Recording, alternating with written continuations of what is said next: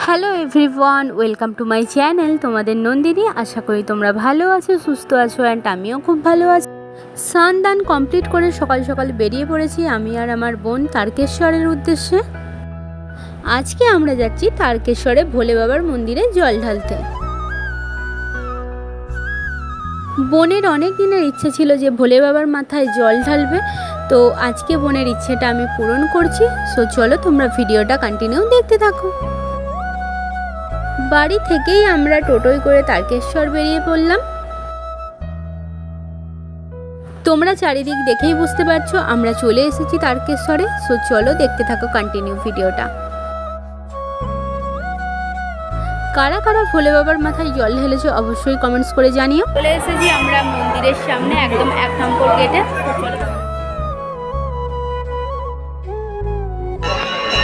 আজকে যেহেতু 10 তারিখ, প্রচুর ভিড়, আবার সোমবার আজকে বাবার বার, তো আজকে আমরা ভালো দিনে এসেছি।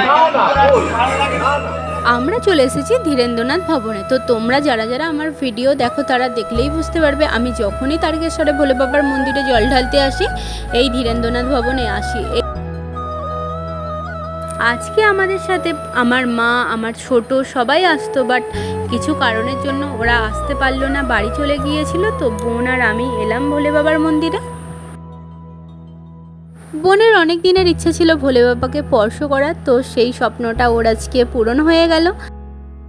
সোমবার যেহেতু, তাই মানুষের সমাগমটাও কিন্তু প্রচুর পরিমাণে ছিল।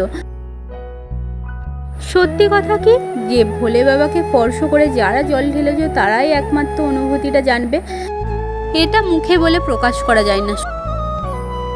কারা কারা তারকেশ্বরে ভোলে বাবার মন্দিরে এসে জল ঢেলেছো অবশ্যই কমেন্টস করে জানিও। আর যারা যারা তারকেশ্বর থেকে আমার ভিডিও দেখছো অবশ্যই একটা কমেন্টস করে দাও। আমাদের পুজো দেওয়া কমপ্লিট হয়ে গেছে, খুব ভালোভাবে আমরা পুজো দিয়েছি। আর তারপরে আমরা কপালে তিলক কেটে নিচ্ছি।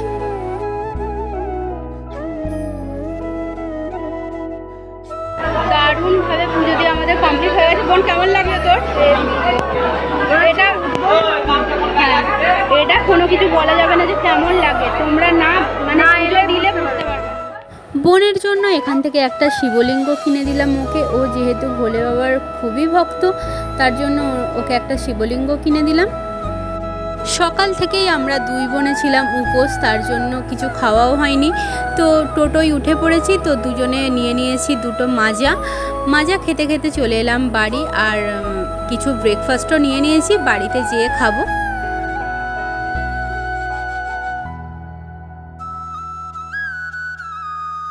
সন্ধ্যাবেলা আমার হাজব্যান্ড আমাকে আর বোনকে নিয়ে বেরিয়েছিল। যেহেতু আমাদের কালী পুজোয় কালী ঠাকুরটা এখনও আছে, কারণ 10 দিন কালীমা থাকে, তো বললো চলো কালী মায়ের কাছে যাই, আরতি দেখে আসি। আমরা যেতে যেতে লেট হয়ে গেছিলো, সেই মুহূর্তেই আরতিটা শেষ হলো, তাই আর তোমাদের দেখাতে পারলাম না আরতি। আর এই দেখো আমাদের এটা হচ্ছে কালীমা। যারা যারা কালী পুজোর ব্লগটা দেখোনি অবশ্যই চ্যানেলে যেয়ে চেক আউট করে নিও।